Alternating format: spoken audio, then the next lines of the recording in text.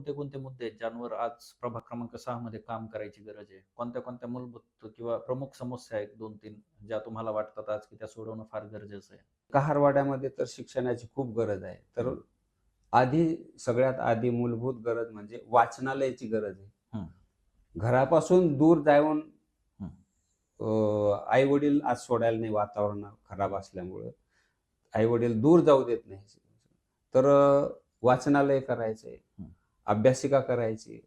याच्यातच त्यांना पुढे मग ते पुढचे हे करायचे आपले हं. अं, प्रशिक्षण द्यायचंय त्यांना.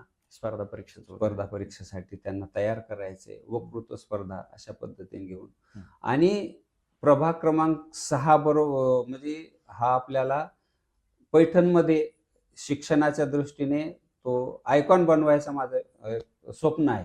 हं, तिथली मुलं चांगल्या पद्धतीने शिकावी हं, म्हणजे तो पैठणमध्ये नावलौकिकच येईल हं. असं विचार आहे माझा.